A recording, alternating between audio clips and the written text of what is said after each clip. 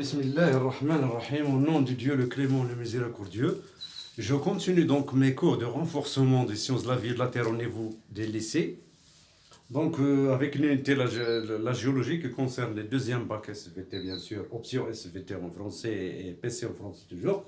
Les phénomènes géologiques accompagnant l'orogénèse et sa relation avec la tectonique des plaques. Avec la leçon 3. Le métamorphisme et sa relation, bien sûr, avec la dynamique des plaques. Alors, toujours avec le sujet de la granitisation et sa relation avec le métamorphisme, c'est-à-dire les granites. Relation, alors aujourd'hui, on va parler de la relation entre la granitisation et les chaînes de montagne avec un petit exercice. On va résoudre cet exercice, bien sûr. Je vous lis l'exercice. Alors, dans les zones de collision, les unités rocheuses de la croûte continentale subissent des températures et des pressions élevées. Lors de la montée de ces unités sous l'effet des mouvements tectoniques, la pression diminue, tandis que la température reste élevée, ce qui provoque la fusion partielle des roches et formation d'un liquide anatectique qui donne un magma granitique qui se refroidit sur place. C'est ce qu'on a dit la dernière fois, lorsque j'ai parlé du granit d'Anatixie.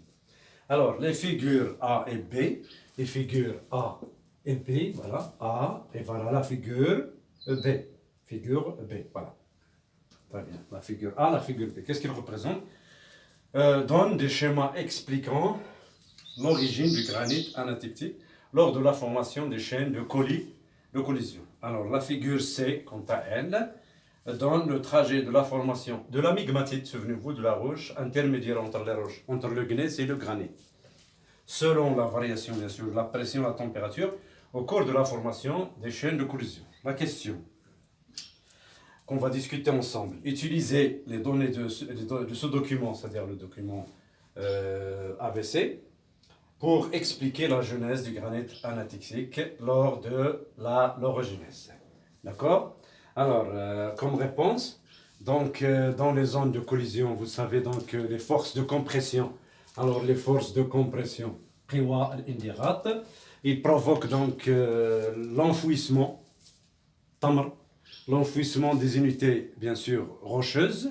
Voilà, les unités rocheuses, l'enfouissement des unités rocheuses, bien sûr, de la croûte continentale, ce qui provoque, bien sûr, une élévation donc, de pression et de température.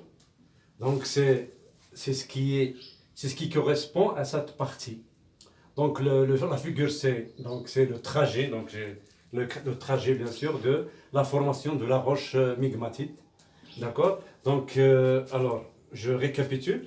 Lors de la collision, dans les zones de condition, les forces de compression, donc, ils provoquent l'enfouissement des unités rocheuses de la croûte continentale, ce qui provoque une élévation de pression de température. Donc, nous sommes à ce niveau. Donc, enfouissement, donc, c'est la partie 1 de la figure C. Et la figure A, la phase 1 de la figure A, enfouissement. D'accord? Alors, ça c'est d'une part. Alors, à la fin de la convergence, voilà, à la fin de la convergence, qu'est-ce qui se produit? Alors, la chaîne de montagne, bien sûr, subit des forces d'extension. Des forces d'extension, bien sûr, qui font, alors, ces forces de compression, bien, contraires aux forces de compression, c'est-à-dire les forces extensives, alors, ils font monter les unités rocheuses. Ils font monter les unités rocheuses, ce qui provoque donc une diminution de pression. Voilà.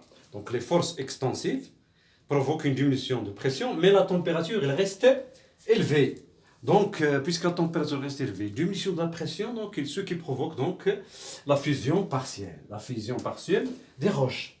Donc, la fusion partielle des roches, c'est-à-dire du gneiss, souvenez-vous, du gneiss, et il en résulte donc un liquide anatectique qui se refroidit sur place pour donner donc la migmatite, la roche migmatique, la roche intermédiaire entre le gneiss et le granit, et le granit anatectique.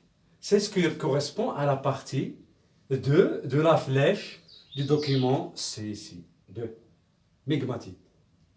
D'accord. D'accord, donc voilà ce qui est donc ce que vous allez retenir. Donc j'ai récapitulé. Alors, à la fin de la convergence, c'est-à-dire نهاية التقارب, la chaîne de montagne subit des forces extensives qui font monter les unités rocheuses, ce qui provoque donc une diminution de pression, mais la température elle reste élevée. Elle reste donc élevée à ce niveau, donc ce qui provoque la fusion partielle donc des roches.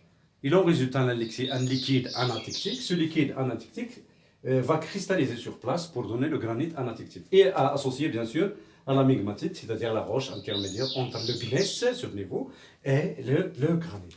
Alors, pour cette partie 3, alors on sait que le granit est une roche plutonique endogène qui se forme en profondeur. Il n'apparaît en surface que après avoir donc érodé donc, les roches qui le surmontent.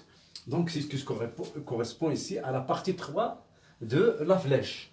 Donc le granit n'affleure en surface qu'après érosion des roches qui le surmontent.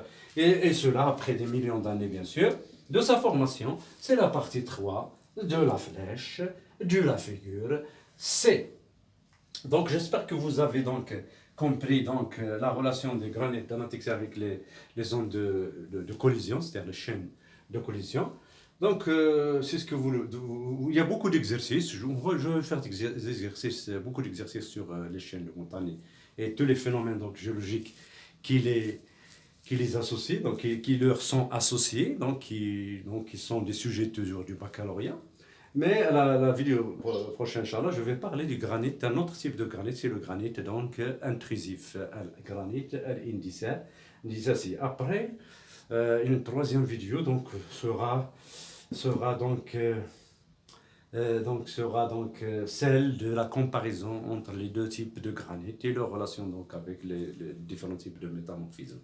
Merci, abonnez-vous à la chaîne SVT plus Kerbal, vous n'aurez Inch'Allah que de nouveau.